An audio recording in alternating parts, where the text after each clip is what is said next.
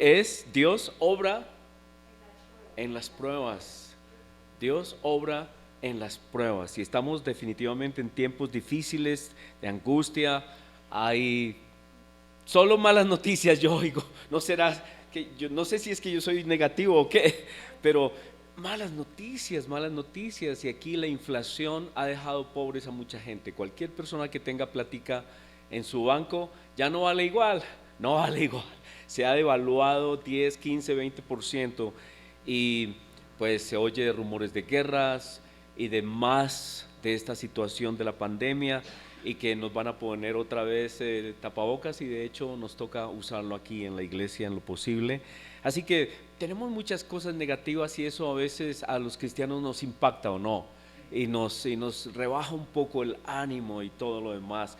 Y a veces las personas piensan, y yo también en algún momento, todos en algún momento pensamos que a nosotros no llegará, que a nosotros no nos va a pasar nada, que no nos tocará.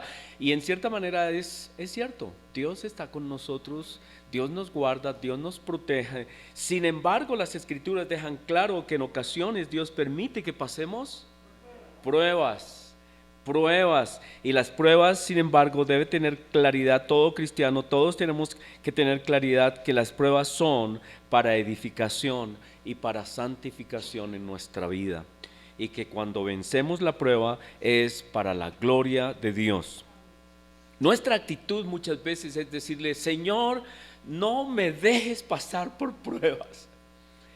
Y eso es una buena oración, la tenemos que hacer: Señor, no me dejes pasar por pruebas. O a veces le pedimos que nos saque de las pruebas lo más pronto posible, sácame de esta prueba. Pero lo que debemos pedir a nuestro Dios es que cuando estemos en pruebas nos ayude a comprender sus propósitos, nos acompañe, nos edifique, nos fortalezca en nuestra fe, nos perfeccione, santifique, nos afirme en nuestra salvación y que podamos afrontar nuestras pruebas con gozo. Esa es la parte más difícil, que podamos afrontar nuestras pruebas con gozo y que no nos deje desanimar, que no nos deje entrar en crisis. Y lo primero ante todas las pruebas que estamos sufriendo y que seguramente a medida que el mundo se pone más complejo y más difícil y se oyen más de hambres y dificultades, a medida que todo esto se va a poner más grave, lo primero que tenemos que entender es quiénes somos en Cristo, quiénes somos en Él. Necesitamos tener claro que en Cristo somos amados, hijos amados, rescatados por Él. Romanos 8 es un libro, es un capítulo hermosísimo porque nos dice que hemos sido escogidos, perdonados, aceptados por el Padre, por la obra de Cristo. Nos declara hijos amados y que nada nos puede separar de su amor. ¿Cierto? Esos versículos son tan hermosos, los tenemos que estar leyendo. Dice: ¿qué nos puede? ¿Qué hay en el mundo que nos pueda separar de su amor? Y eso tiene que estar claro en nuestra mente, porque a veces pensamos que las pruebas son la ira de Dios sobre nosotros, que Dios nos está castigando por algo. Pero a los que hemos creído y los que confiamos en Él y los que hemos venido a creer en Él, debemos entender que somos hijos amados y que las pruebas, por difíciles que parezcan, no son porque Dios nos odia, sino porque Dios está haciendo algo en nosotros, porque las Escrituras dicen que los que hemos creído, Dios nos ama y no hay nada que nos separe de su amor. Y no debemos permitir que la duda entre en nosotros en algún momento y que podamos dudar del amor de Dios y que comencemos a pensar que de pronto nuestras pruebas son la ira de Dios. No, el Señor Jesucristo nos perdonó, hemos sido perdonados, justificados, rescatados. Ahora somos hijos amados. Y en Filipenses 1:6 dice que el que comenzó en nosotros la buena obra, Él la está perfeccionando. Y es eso lo que tenemos que entender en medio de toda prueba, en medio de toda circunstancia.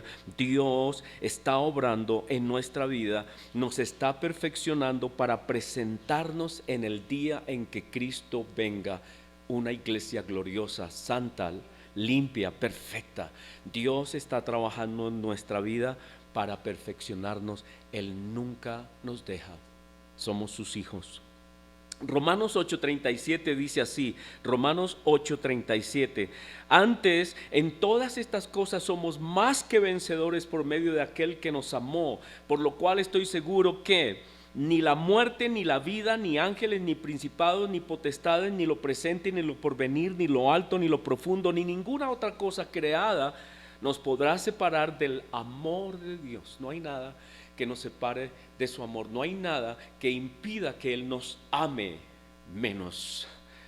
Él nos ama totalmente. No hay nada que nos separe de su amor, que es en Cristo Jesús nuestro Señor. Así que en su amor debemos entender que en su amor en ocasiones Dios permite que nosotros pasemos por pruebas con propósitos de nuestra santificación. Dios está obrando en nosotros su santificación.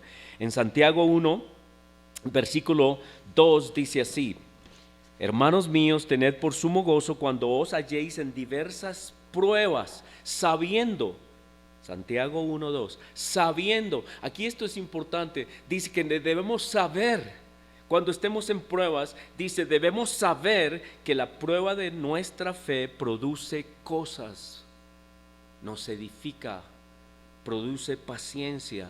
La paciencia no es algo pasivo, es una inmensísima fuerza de confianza en Dios, de total dependencia en Él. Y por eso dice, sabiendo, tenemos que tener claridad de que Dios está obrando en nuestra vida, no nos está abandonando, Él está trabajando con nosotros. Y en el versículo 5, Santiago 1:5 dice, y si alguno no sabe, si alguno no lo entiende, si alguno no sabe, no tiene la sabiduría para entender lo que Dios hace en las pruebas, pídale a Dios comprensión, pídale a Dios qué está haciendo Él, pero pida con fe, sin dudar, porque en las pruebas nosotros entramos en duda. ¿Soy hijo de Dios? ¿Me ama verdaderamente? ¿No será que me abandonó? ¿Me está castigando? ¿Está airado contra mí?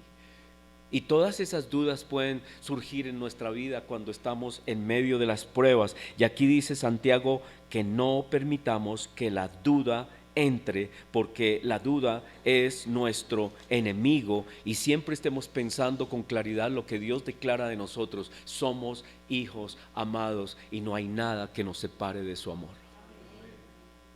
Ahora, Santiago 1:12 dice, bienaventurado el varón que soporta esas pruebas. Hay una bendición cuando nosotros pasamos por estas pruebas de cierta manera y sabemos salir adelante y pasamos al otro lado. Cuando soportamos las tentaciones, la prueba, porque cuando haya resistido la prueba, recibirá, dice, recibirá la corona de vida que Dios ha prometido a los que le aman. Y estamos estudiando los miércoles en el estudio bíblico, estamos estudiando Primera de Pedro. Qué libro más hermoso, la introducción es tan hermosa y la quiero aquí hacer alguna referencia a las cosas que estábamos viendo. Primera de Pedro 1:2 dice exactamente lo que acabamos de decir, que para soportar las pruebas lo primero que tenemos que entender es quiénes somos, para que no perdamos la esperanza. Y Pedro en los primeros versículos, en el 2, dice que nosotros somos elegidos según la presciencia de Dios Padre, y nos vamos a dar cuenta que es la Trinidad que está involucrada en nuestra salvación. Dice la presciencia, es decir, la sabiduría de Dios desde antes, desde la eternidad, de Dios Padre en la santificación del Espíritu Santo para obtener y ser rociados, para obedecer y ser rociados con la sangre de Jesucristo. Ahí está el Padre, el Espíritu y Jesucristo obrando en nuestra vida, y que eso debe estar claro. Y luego dice en el versículo 6, Pedro hablando, el que primero dice lo que tenemos que tener en cuenta siempre es que Dios está obrando, la Trinidad está obrando en nuestra vida. Eso tiene que estar claro, y ellos nos aman, hemos sido elegidos por Él. Versículo 6, aunque ahora, ese aunque, Dios nos ama, nos ha elegido, está trabajando con nosotros, pero luego dice versículo 6, aunque ahora, por un poco de tiempo, si es necesario, ¿no? Miren otra vez, aunque ahora, por un poco de tiempo, si es necesario, tengáis que ser afligidos en diversas pruebas, diversas pruebas. ¿Qué quiere decir diversas pruebas? Que a algunos les dan unas cosas, a otros otras cosas, otros necesitan ser fortalecidos de otras maneras, y a todos hay pruebas que nos afligen y nos angustian. Hay pruebas económicas, de salud, hay pruebas de persecución. A cada uno son diversas las pruebas por las que tenemos que pasar. Pero Pedro nos dice: acuérdate, tú eres elegido, amado, Dios está contigo, Dios está obrando contigo, no te desanimes, mantente en medio de tu prueba, porque eso es lo que dice la Escritura, que por ahora, en este tiempo, por un tiempo, si es necesario, tengamos que ser afligidos en diversas pruebas. ¿Para qué? Para que, sometida a prueba vuestra fe, mucho más preciosa que el oro, el cual aunque perecedero se prueba con fuego, sea hallada ¿en qué? Para que haya alabanza, gloria y honra cuando sea manifestado Jesucristo, a quien amáis sin haberle visto, en quien creyendo, aunque ahora no lo veáis, os alegráis con gozo inefable y glorioso, obteniendo el fin de vuestra fe, que es la salvación de vuestras almas. Así que no debemos desmayar en medio de las pruebas, porque Dios está haciendo algo que tiene que ver con nuestra salvación, con nuestra santificación, con nuestra perfección. Y Romanos 5:2, Romanos 5:2 en la Nueva Versión Internacional dice así, Nueva Versión Internacional, Romanos 5:2: así que nos regocijamos, nos llenamos de gozo. Eso es difícil, pero nos llenamos de gozo en la esperanza de alcanzar la gloria de Dios. Y no solo esto, sino que también nos regocijamos en nuestros sufrimientos. Oh, es muy complejo eso. ¿O no? ¿No es verdad que es difícil regocijarse en el sufrimiento? Es muy complejo, es muy difícil. Y sin embargo, Pedro nos dice, Romanos nos dice, aquí está escribiendo, es Pablo, dice que nos regocijamos en nuestros sufrimientos porque sabemos, otra vez, ¿porque qué? Sabemos, porque debemos saber, y si alguno no sabe, pídale a Dios que le dé entendimiento. Porque sabemos que el sufrimiento produce cosas. ¿Qué produce? Perseverancia. Y la perseverancia, entereza de carácter. La entereza de carácter, esperanza. Y esta esperanza no nos defrauda, porque Dios ha derramado su amor en nuestro corazón por el Espíritu Santo que nos ha dado. Así que en la prueba Dios está haciendo cosas que no comprendemos, no entendemos, pero Dios está haciéndolas y nosotros debemos saber eso.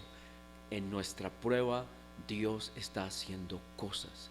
Entonces, cuando estamos en dificultades, lo que tenemos que hacer es invitar a Dios a que nos explique, a que nos abrace, a que nos aclare, a que veamos su presencia en medio de las pruebas.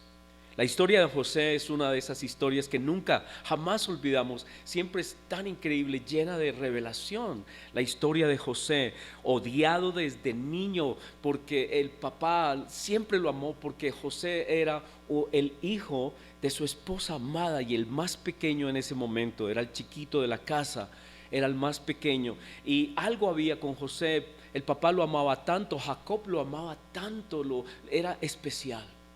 Pero algo había en ese muchacho desde niño que ocasionó el odio, los celos, la rabia. No le podían hablar con calma. Y si hablamos hoy de bullying, el José soportó bullying de sus propios hermanos. Imagínense 11 hermanos haciéndole bullying a José desde niño. Y llegó un momento en que lo odiaban tanto que dijeron: lo vamos a matar. Y era en serio, no era una expresión, lo vamos a matar. Había pensamientos de asesinato en los hermanos en contra de José. Y nos vamos a dar cuenta que en toda esta prueba de José, Dios está haciendo algo increíble. Vemos los hermanos de José ahora en estas actitudes de rabia, de amargura. Y hay personas que ante las pruebas reaccionan así. Se llenan de rabia, de amargura, de celos y creen que la solución de sus problemas es el asesinato. Y reaccionan mal ante las pruebas. Tal vez para ellos era una prueba José. Tal vez para los hermanos de José era una prueba ver que su papá amaba tanto a José y lo bendecía y le hizo una túnica especial. Todo indica que el propio Jacob se la hizo. Lo amaba tanto. Y los otros se llenaron de celos en cambio de haber dicho: ay, qué lindo, mi hermano, lo amamos igual que mi papá te ama. No, se llenaron de celos. Y esto nos muestra que ante las pruebas hay personas que se llenan de amargura y de rabia y de celos y de odio y de intención de muerte. Pero ¿saben qué? En esta prueba de José, Dios está trabajando con todos. Nos vamos a dar cuenta. Va a llegar el tiempo en que estos hombres se van a arrepentir y van a ser los patriarcas, los fundadores de la nación de Israel. Pero mientras tanto, José tuvo que sufrir toda esta actitud y llegó el día en que fue a visitarlos donde ellos estaban trabajando y lo metieron en una cisterna y dijeron: matémoslo, ha llegado el tiempo, matémoslo. Y Rubén, que era el hermano mayor, lo libró y dijo: no, maten, no sean locos, ¿cómo lo van a asesinar? No lo maten. Y se descuidó un momentico y el Judas dijo: es verdad, no lo matemos, vendámoslo. Y lo vendieron. Judas, desde el tiempo vendámoslo. Judá, ¿no? Los judíos siempre sabiendo de negocios y todo más, y siempre pensando en la plata. Y lo vendieron. Y saben que José pudo haberse entrado en una angustia. José pudo haber entrado en depresión, en angustia, en amargura, en aflicción. Se pudo haber metido en una depresión en las que a veces caemos ante las pruebas. Pero la Escritura dice que no lo hizo así. La Escritura dice que cuando llegó allá a Egipto, a pesar de todo lo que habían hecho con él, llegó con una actitud de servir. Y dijo: ¿cómo puedo servir? Y lo vendieron a un hombre llamado Potifar, que era un capitán del ejército, de la guardia personal del faraón. Y en cambio de meterse en algún hueco, a deprimirse y amargarse y a llorar su miseria y a sentirse la víctima y a sentir todo el dolor y los ataques de sus hermanos, que pudo haberlo hecho, se levantó a servir. Y saben que para mí esto es un ejemplo grandísimo en medio de nuestras pruebas. La manera también de combatir la duda y todas estas cosas que pueden pasar en nuestra vida y combatir los malos pensamientos y las amarguras que pueden llegar y los deseos de venganza que pueden llegar a nuestra vida. Nosotros debemos enfocar, a olvidarnos de nosotros mismos y de alguna manera comenzar a servir a otros, porque algo pasa cuando servimos a otros, incluso en medio de las pruebas. Me acuerdo una señora, cuando yo era estudiante, una señora que ella no se podía mover, le dio una enfermedad que se le puso la piel de la espalda y de los brazos como un cuero gruesísimo. Uno lo tocaba y era duro, y a ella le recetaron tejer. Ella no se podía levantar de la cama y se la pasaba tejiendo. Y yo me acuerdo que una vez fuimos a visitarla con otro pastor, fuimos a orar por ella, por esta señora. Y cuando llegamos a la casa de ella, nos recibió en su cama, en su lecho, pero no, desde el comienzo, desde que entramos, nos bendijo. Y ella estaba orando por nosotros porque éramos solteros. Y estaba orando para que nosotros encontráramos la esposa apropiada. Y yo quedé asombrado porque yo iba a orar por ella. Yo creí que ella estaba deprimida y al borde de la muerte y estaba diciendo: ojalá me muriera. Cuando ella llegó, nos bendijo, y yo no lo puedo olvidar. Ella oró por Reginaldo Killingley en ese tiempo, un amigo, un pastor en ese tiempo muy lindo, muy querido, y oró por mí. Ella, ¿qué iba a saber de que yo estaba orando por una esposa? Y sin embargo ella ya sabía. Tal vez ya la señora sabe: este tiene tantos años, debe estar en angustias yo estoy llorando por ti. Y yo salí edificado. Servir a otros en medio de nuestras pruebas. Y entonces eso es algo increíble de José, que se puso a servir, y dice la escritura que Potifar le fue entregando responsabilidades y responsabilidades hasta que llegó el momento en que José estaba a cargo de absolutamente todo y lo hacía bien, porque estaba pensando en el otro, estaba pensando qué se necesita, cómo hay que hacerlo, cómo puedo hacer esto, cómo puedo hacer aquello mejor, y no se centró en él. Qué reto, servir en las pruebas, en medio de nuestras propias pruebas. Y él dejó que Dios se encargara de su situación, porque él sabía de alguna manera que Dios estaba con él, porque él había tenido unos sueños, y en esos sueños Dios le había revelado cosas. Precisamente por esos 2 sueños que él tuvo es que sus hermanos tenían tantos celos y tanta angustia, tanta rabia contra él. Él se soñó 2 sueños, uno en que un manojo de trigo estaba fuerte y era el manojo de él, y otros manojos de trigo, 11 para ser exactos, se inclinaban ante él. Y los hermanos les dio una piedra, una envidia. Dijo: ¿cómo así? ¿Qué quiere decir? ¿Que usted se va a poner entre nosotros como principal? Y después tuvo otro sueño. ¿Cuál fue el otro sueño? Que el sol y la luna y 11 estrellas se inclinaban ante él, y les dio un piedronón. Y el Jacob también, el papá, le dijo: hijo, ¿qué es ese irrespeto? ¿Cómo se te ocurre? Y él decía: hay algo, Dios está haciendo algo conmigo, y eso lo movía. Él sabía que Dios estaba trabajando con él, y en medio de su convicción se puso a servir. Y me hace acordar de algo muy lindo. ¿Se acuerdan cuando Cristo, Juan 13, dice: sabiendo de dónde había venido y a dónde volvía, se levantó, se ciñó con una toalla y se puso a lavar los pies de sus discípulos antes de morir? Servir es la manera de combatir los pensamientos de desánimo, de odio, de rabia, de decepción que surgen en las pruebas. Necesitamos servir a otros en medio de las pruebas, y lo mínimo que podemos hacer cuando no nos movemos es orar por otros. ¿Qué ejemplos de esa señora?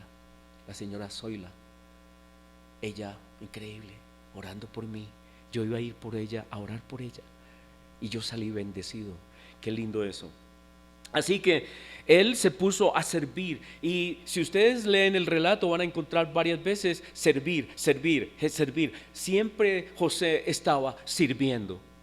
Y luego esta mujer lo acusó, la esposa de Potifar lo acusó de una manera mentirosa y lo mandó a la cárcel. Pero dice que en la cárcel, llegó a la cárcel a servir. Y el que estaba a cargo de la cárcel se dio cuenta que José era piloso y que siempre estaba pensando en cómo servir, y cada vez le dio más responsabilidades, hasta que dice la escritura que estuvo a cargo de la cárcel. Un preso a cargo de la cárcel, porque era un hombre confiable, porque era un hombre en quien se podía confiar, y ningún otro preso seguramente tenía este espíritu, esta mentalidad, esta grandeza que tenía José. A nadie más el que estaba a cargo de la cárcel lo encargó, sino a José, porque José tenía esta confianza en Dios, y porque él creía en Dios, él servía. Y en esa actitud de servicio, estando él en la cárcel, llegaron 2 personas muy, muy importantes a la cárcel. Resultó que el copero y el panadero del rey, del faraón, llegaron a la cárcel. Se había cometido algún delito, y no se sabía quién era, no se sabía cómo era. El asunto es que estos 2 llegaron, pero ellos eran el jefe de los coperos y el jefe de los panaderos. Eran las personas que organizaban las grandes fiestas del rey. Eran los hombres influyentes bajo los cuales muchas otras personas trabajaban. Eran personas muy importantes, y llegaron a la cárcel donde estaba José. ¿Y saben qué dice la escritura? Cuando ustedes van allá: y José les servía.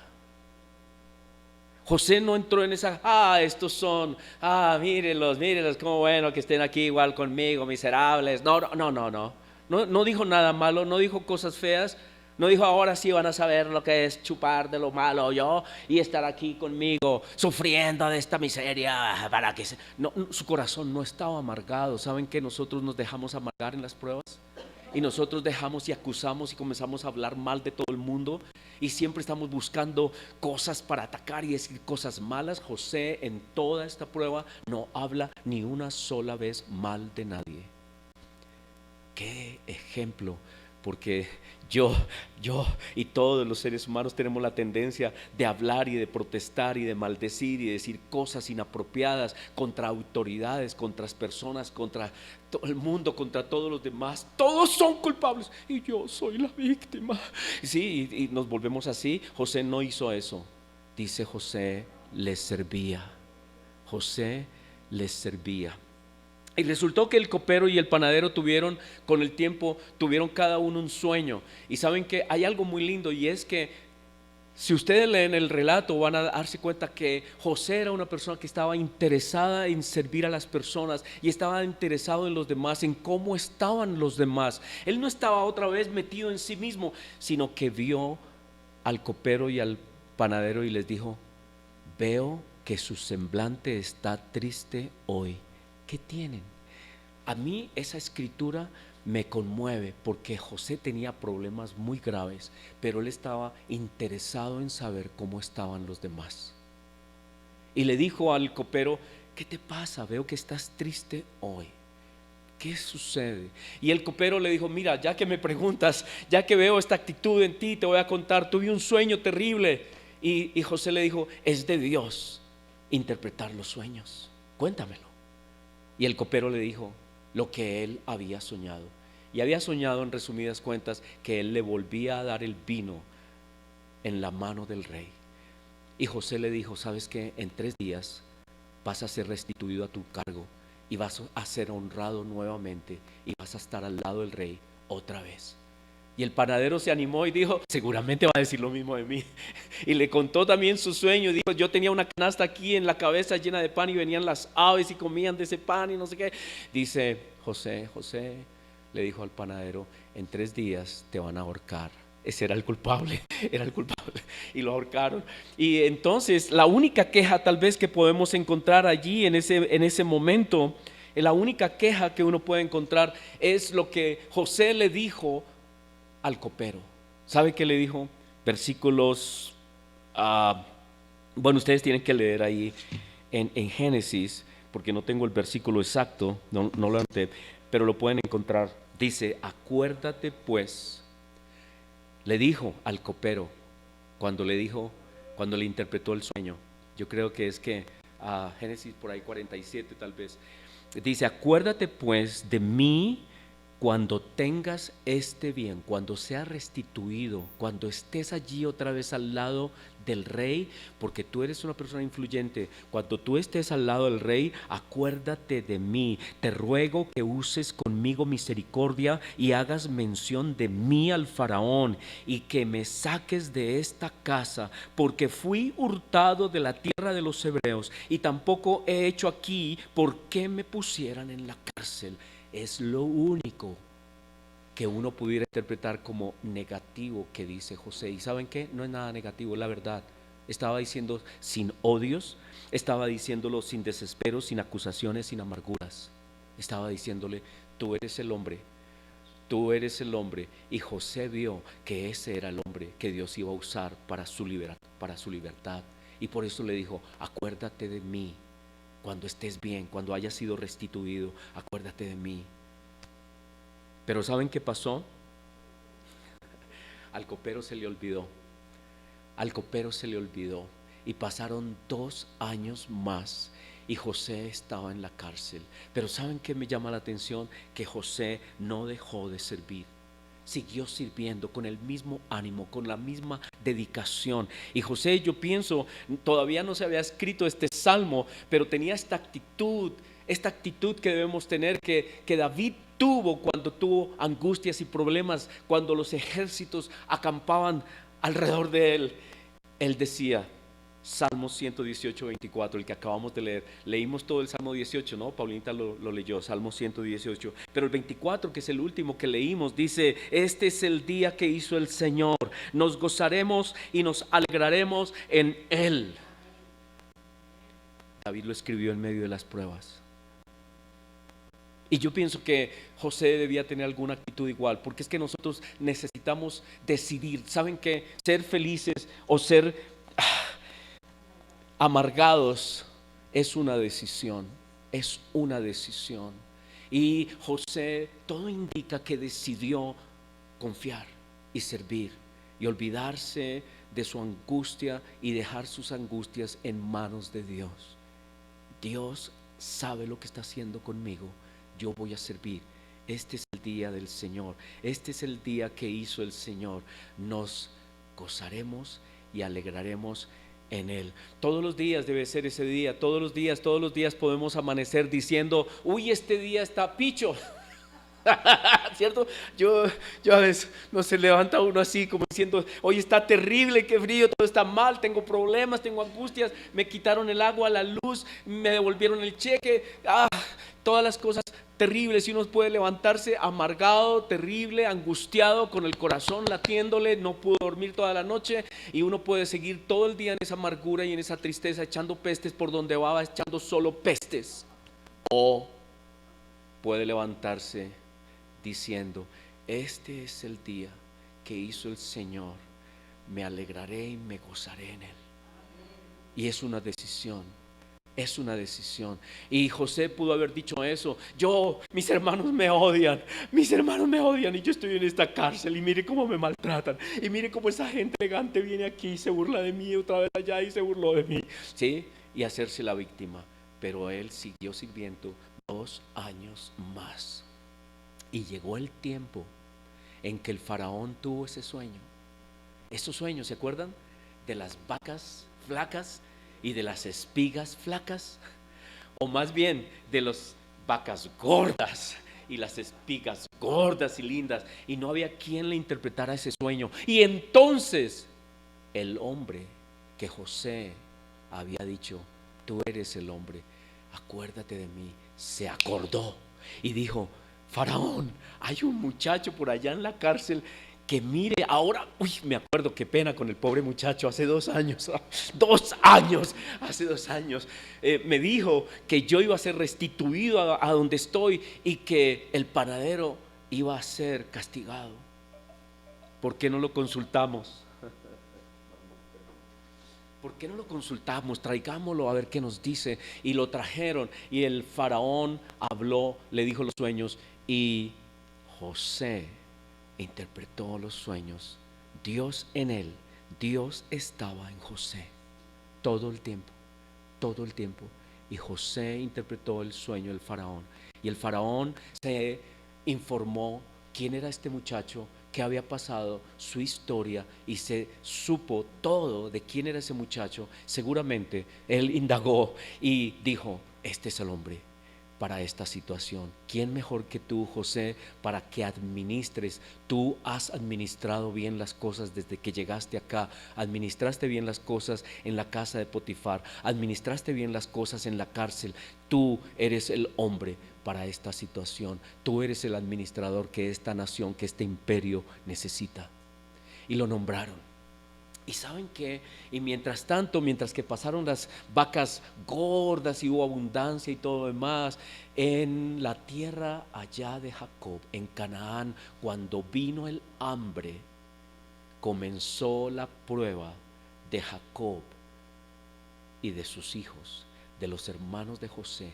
Y ellos entraron en prueba también, porque la prueba hace cosas con las personas, y Dios estaba trabajando de una manera, en un plan más grande de lo que uno se puede imaginar. Solamente ahora lo vemos cuando vamos y estudiamos todo, pero mientras que José está administrando ahora, porque ha llegado el hambre, Dios está obrando y está trayendo prueba a los hermanos y al papá.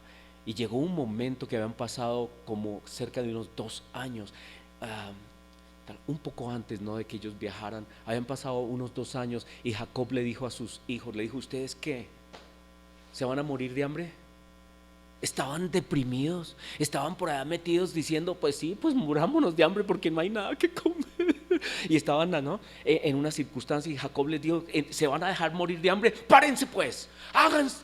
¿No? Me hace acordar a mí cuando las mamás, cuando el muchacho no quiere hacer nada, le echa agua en la cama porque no se quiere levantar.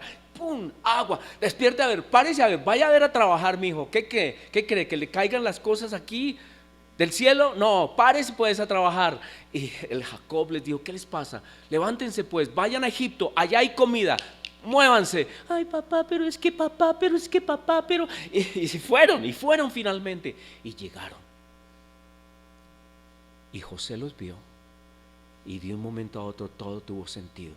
Dijo, ahora entiendo. Y comenzó a entender José por qué su sufrimiento. 13 años de pruebas, 13 años de pruebas, de dolores, de angustias, de humillaciones, de cosas que él no las vio de esa manera, sino que él las vio desde el punto de vista de lo que Dios estaba haciendo con él. Pero llegó el tiempo y identificó a sus hermanos, y lo primero que dijo fue, y mi papá, no, así no fue, dijo, y tu papá, su papá todavía vive. Porque José tenía una angustia. ¿Por qué? Porque todo el tiempo había estado seguramente orando, Dios, mi papá cree que yo estoy muerto. Mi papá cree que yo estoy muerto, porque tal vez él oyó de las conversaciones de sus hermanos cuando lo estaban tratando de matar, y luego cuando dijeron mejor vendámoslo, y cuando ellos dijeron quitémosle la túnica, llenémosla de sangre y se la llevamos a Jacob, a nuestro papá, y le decimos que una bestia mató a José. Y José no pudo hacer nada y se fue y llegó a Egipto con esta angustia de saber que su papá había sido engañado por estos hermanos malos en ese tiempo, porque eran malos. Y José siempre estuvo pensando en su papá, pero él dejó que Dios se encargara de las cosas, y ahora ha llegado el tiempo, ha llegado el momento, y él pregunta por el papá, y el papá, ¿dónde está? Tráiganme a mi papá. Y finalmente viene el papá y se encuentran. Y José se da cuenta de todo lo que Dios ha hecho, que estas pruebas han sido para bendición no solo de él, sino de sus hermanos. Porque llegó el momento, dice las Escrituras en Génesis 50:20, que después de la muerte de Jacob, los hermanos de José tuvieron temor y le pidieron perdón, y hubo arrepentimiento, y ellos cambiaron, y ellos se arrepintieron de todo lo que hicieron y se volvieron al Dios de José, porque vieron que ese Dios, el Dios que había estado obrando con José, ahora estaba obrando con ellos, y tenían que cambiar, y tenían que arrepentirse, y tenían que confesar, y tuvieron que confesar todo lo que habían hecho.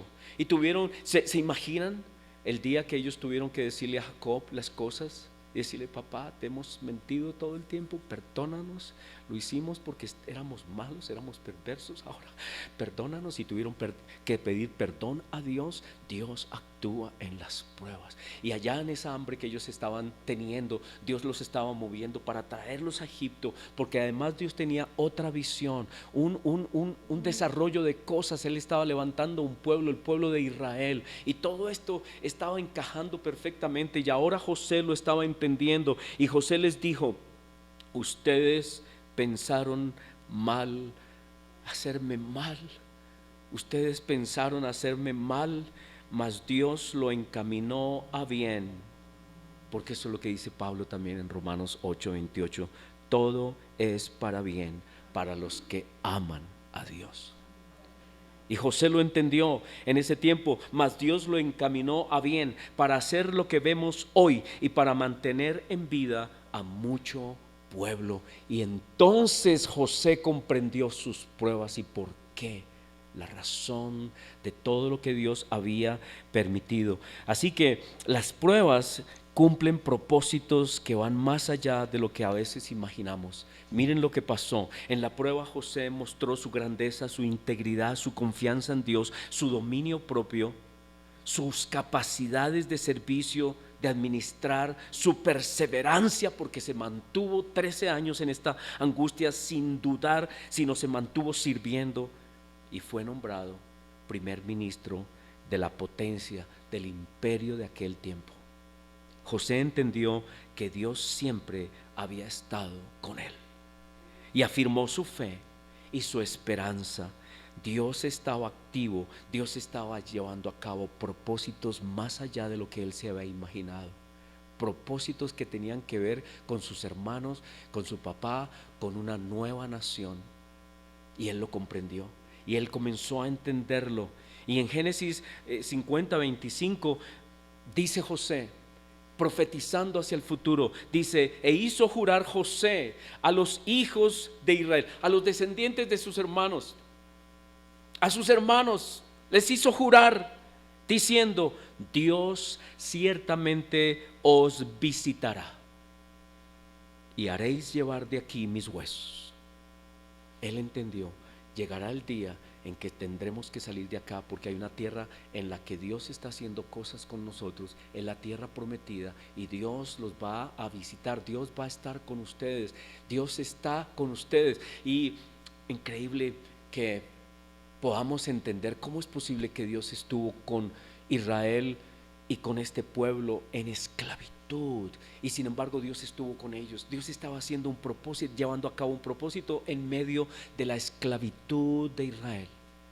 Porque José dijo: ciertamente Dios os visitará. Pero Jacob también lo dijo. Jacob, el papá de José, años antes de morir José, dice que Jacob mismo vio cumplidos los sueños de José. Dijo: ahora entiendo, el sol y la luna, 11 estrellas inclinados ante José. Ahora comprendo. Y Jacob comprendió que José era el hombre. ¿Saben por qué? Porque yo pienso que Jacob, como papá, dijo: estos otros hijos míos son terribles, son malos, no entiendo cómo se van a cumplir las promesas. ¿Cómo va a suceder que se cumpla lo que Dios ha hablado con esta manada de muchachos dislocados, locos, malos, haciendo el mal? No veo cómo se van a cumplir las cosas, no veo cómo va a venir un buen futuro con estos muchachos locos, con pensamientos de asesinato, con amarguras y rabias y celos. ¿Cómo Dios va a cumplir algo con esta gente llena de tanta amargura y de tanta maldad? Pero de pronto Jacob vio la luz y dijo: ahora entiendo, es en José. José es el hombre, y ahora veo que por medio de él va a venir cambio en mis hijos, en todos los demás. Y Dios le dio arrepentimiento a sus hijos. Y Jacob también comprendió cantidad de cosas. Se dio cuenta que José era el hombre de Dios para cumplir propósitos. Y luego que hubo ese arrepentimiento y esa transformación en sus hijos, dice en Génesis 49 que Jacob bendijo a sus hijos. Nunca los había podido bendecir. ¿Quién va a bendecir a un muchacho que es un asesino, con corazón de asesino? Pero llegó el momento en que esa transformación se había dado y los bendijo a todos. Al final de sus años, de sus días, Génesis 49, Dios inspiró a Jacob para bendecir a sus hijos, y se dio cuenta Jacob que Dios estaba cumpliendo sus promesas, y bendijo especialmente a Efraín y a Manasés, hijos de José, como principales tribus de la nación de Israel. Al morir le dijo a José, Jacob le dijo a José: he aquí yo muero, pero Dios estará con vosotros. Qué lindo. Dios estará con vosotros en toda situación, en todo lo que venga. Dios estará con vosotros. Y el pueblo iba a estar en esclavitud, pero Dios inspiró a Jacob a decir: Dios estará con vosotros y os hará volver a la tierra de vuestros padres. Dios estaría con el pueblo de Israel, con todos en esos años de esclavitud. Dios estaría con su pueblo, haciendo qué cosas. Qué pregunta, ¿no? Los hermanos de José se arrepintieron, creyeron en el Dios de Israel, en el Dios de José, y llegaron a ser los patriarcas, el fundamento del pueblo, el gran pueblo de Israel. Así que Dios obra poderosamente en medio de nuestras tribulaciones y no debemos perder la fe, no debemos hablar mal, no debemos desesperar, no debemos amargarnos, no debemos meternos en un hueco a decir que somos las víctimas, a ver todo el mundo como enemigo, es que todos me odian, todos me odian. No, esa actitud no, es una actitud que Satanás quiere para destruirnos. Dios quiere que nuestras pruebas sirvamos a otros y que tengamos su gozo, su alegría. Por eso ese versículo de Salmo 118 me gusta tanto. Salmo 118: este es el día que hizo el Señor, nos gozaremos y nos alegraremos en él. Ahora, Daniel, ya para concluir, Daniel relata que en los días de Nabucodonosor el rey, ¿se acuerdan de Nabucodonosor, el gran emperador del imperio babilónico? Dice que ese rey, mandó hacer una gran estatua de oro para que todos en su imperio se postraran y adoraran esa imagen. Y el día de la inauguración todos vinieron a adorarla. ¿Saben por qué? Porque el rey había amenazado con echar en un horno inmenso que él había hecho a todo aquel que no se postrara.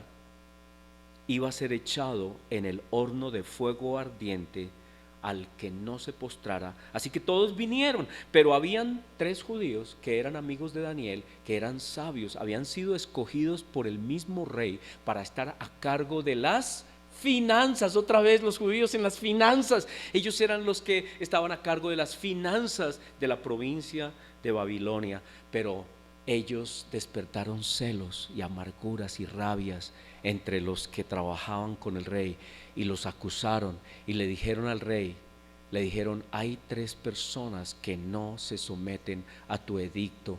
Y el rey le dio rabia y dijo, ¿cómo así? ¿Quiénes son? Pues mira, son Sadrach, Mesach y Abed-nego. Y el rey dijo, mis trabajadores, los que trabajan para mí, estos no se quieren arrodillar. Y ellos dijeron, no nos vamos a arrodillar. Y mandó calentar ese horno, dice la escritura, 7 veces más de lo normal.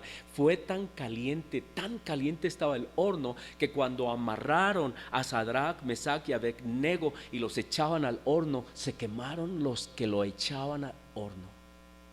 Pero luego sucedió algo impresionante. El rey miró adentro y preguntó, ¿no son 3 varones los que pusimos allá adentro? Y todo el mundo le dijo, sí, son 3. Y dijo, yo veo 4 y uno es como el Hijo del Hombre, el Hijo de Dios. Dios está con nosotros en nuestras pruebas de fuego. Dios camina con nosotros en nuestras pruebas de fuego. Cristo Jesús está con nosotros en nuestras pruebas. Y dice que cuando Él los mandó salir y salieron, ni siquiera sus ropas olían a humo, a nada. Y los engrandeció el rey y declamó y decretó que el Dios de Sadrach, Mesach y Abed-nego debía ser honrado. Nuestras pruebas son para la gloria de Dios.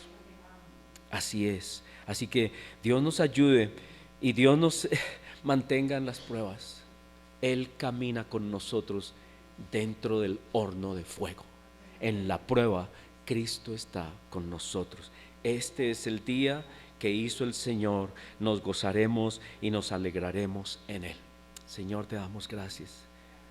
En estos tiempos, Señor, de prueba y de angustia que se avecinan en el mundo y en toda situación nuestra, ayúdanos, Señor, a creer en ti y saber que tú caminas con nosotros, que tú estás caminando con nosotros en medio de la prueba de fuego. Tú nunca nos dejas, tú nunca nos abandonas. Da fuerza a mis hermanos, edifícalos. Ayúdame a mí, Señor. Todos somos humanos, tenemos momentos de duda, de amargura y de tristeza, de duda, de desilusión. Danos fuerza, Señor, y ayúdanos a tener claro que debemos caminar en gozo. Este versículo tan lindo, Señor, tan hermoso. Este es el día que hizo el Señor. Nos gozaremos y nos alegraremos en Él. Amén.